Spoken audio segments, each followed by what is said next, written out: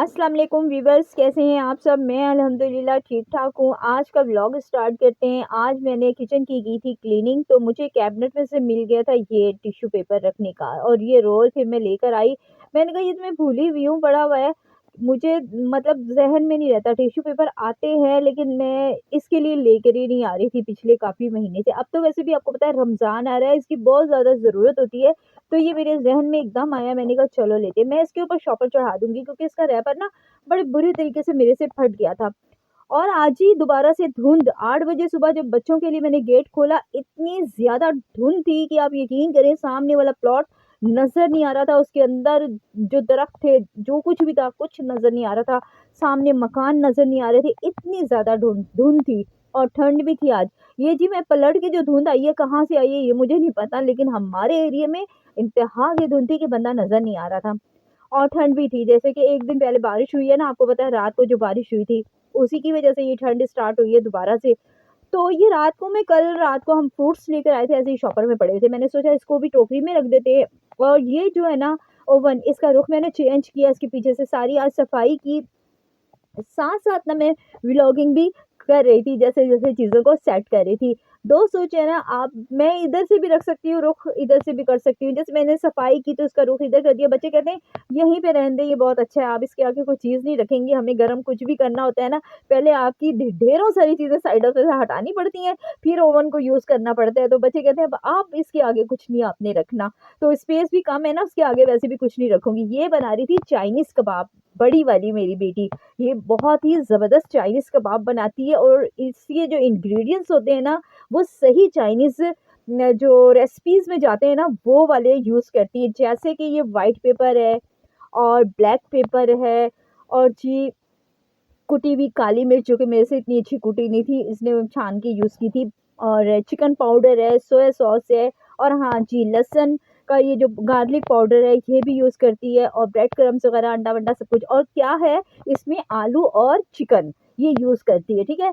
तो जी अब मैं आपसे करने लगी हूँ एक टिप शेयर। वो तो बहुत ही मज़े के बने थे, टेस्टी बने थे और वो जी नंबर भी ले गई। मेरी छोटी वाली पता क्या करती है, वो थोड़ा-सा देसी वाला टच ले आती है, ये सही चाइनीज़ बनाती है कबाब। अब जो टिप मैं आपसे शेयर करती हूँ, उसकी बारी है। वो ये है कि मैंने खीर बनाई थी, मेरी देश की इतनी जल गई थी, 2 दिन भिगो के रखी मैंने।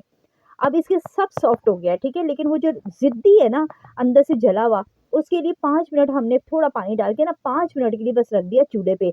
और ये जो ऊपर से मैं जाली से साफ़ कर रही हूँ ना, आप देख रहे हैं, वो इसलिए मैंने कहा चूल्हे की गरमाइश से दोबारा से वो जो खीर है ना, जो सॉफ्ट हुई है, वो भी दोबारा से ना सख्त हो जाए। इसलिए उसको मैं ऊपर से ना साफ़ कर रही हूँ। अब कुछ भी नहीं करना होता है, स्टील का बर्तन कोई-सा भी ले लें, सेफ़ होता है। लेकिन क्या होता है कि सालन बनाएँ, दूध बॉयल करें, खीर बनाएँ, कस्टर्ड बनाएँ, कुछ भी बनाएँ, जलता ज़रूर है। हालाँकि इतना महँगी देचकी है और इसका पेंदा भी है नीचे से, एक जिसे कहते हैं ना मोटी-सी लेयर उन्होंने स्टील के पेंदे की बनाई हुई है और लगाई हुई है और इतनी महँगी देचकी मिलती है, लेकिन फिर भी जलता है इसमें। अगर आप चूल्हा ज़रा-सा तेज़ कर लें और अगर ना भी चूल्हा तेज़ करें, लेकिन खीर बना रही थी, आपने देखा जल गई। ख़ैर, अब मैंने इसे आसानी से जो ना वीडियो मैंने फ़ास्ट की है, मुझे एफ़र्ट बिल्कुल नहीं करनी पड़ी और मेरी देचकी एकदम चमक उठी है। स्टील के बर्तन होने चाहिए घर में, मैं ये नहीं कहती कि इसमें चीज़ें जलती हैं, अब नहीं होने चाहिए क्योंकि ये सेफ़ होते हैं। कोशिश ये करनी चाहिए कि हल्की आँच पे पकानी चाहिए और पेंदा जो इसका मोटा-मोटा जो एक लेयर लगाई हुई ना, बस वहीं तक आँच जानी चाहिए। लेकिन मुझे को ऐसी बीमारी है ना तेज़ आँच पे खाना बनाने की, और उससे फिर ये होता है कि हंडिया जो होती है वो जलती है।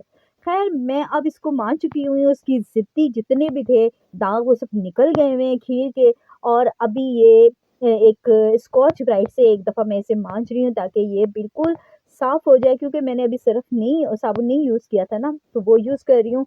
फाइनल लुक दिखाऊँगी और आप लोग इस तरह धो सकते हैं स्टील की देचकी, एफर्ट नहीं करनी पड़ेगी बस। 2 दिन भिगो कर रख लें, खुद ही जला हुआ सारा सॉफ्ट हो जाता है। और जी कुछ भी जले, कहीं भी कुकर प्रेशर कुकर में बेशक जल जाए, 2 दिन भीगी भीगी हुई होगी ना, वो आराम से उतर जाएगी, इतनी सॉफ्ट हो जाती है ना। तो ये देखें जी, ये है, इसकी हो रही है मंजाई, मंजाई जिसे कहते हैं।